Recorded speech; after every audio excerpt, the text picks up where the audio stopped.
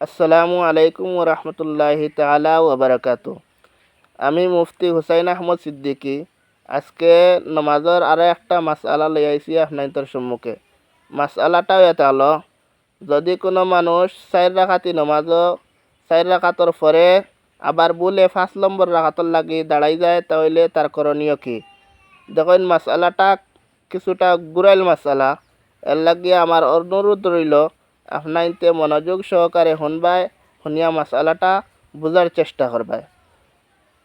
আর যদি একবারে না বোঝা যায় তাহলে 2-3 বার শুনিয়া মাসআলাটা বোঝার চেষ্টা করবায়।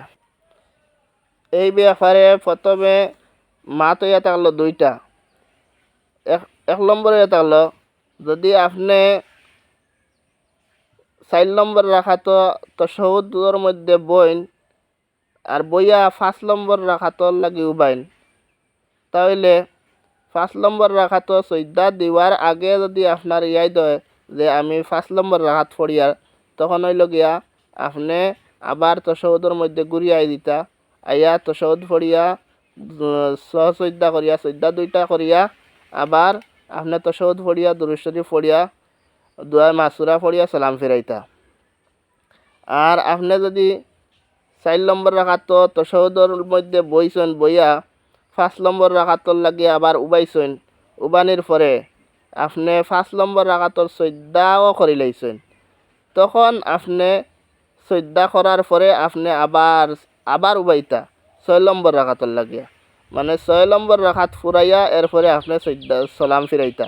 তখন হইব কিতা? তখন হইব আপনার 4 রাকাত ফরজ হইব আর 2 রাকাত নফল হইব।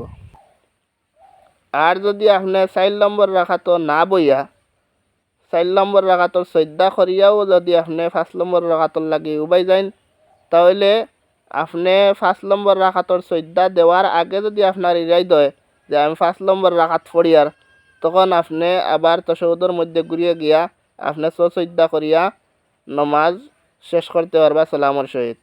আর যদি 5 নম্বর রাকাতর সজদাও দিলেন, তাহলে আপনার নমাজ ফাঁসিদ হয়ে দিব, আপনি নমাজ আবার ফয়লা তাকে পড়া লাগবো। আল্লাহ রাব্বুল আলামিনে আমারে মাসআলা বুঝার এবং বুঝানোর তৌফিক দান করতার, আপনাইতরে মাসআলা বুঝার তৌফিক দান করতার। আসসালামু আলাইকুম।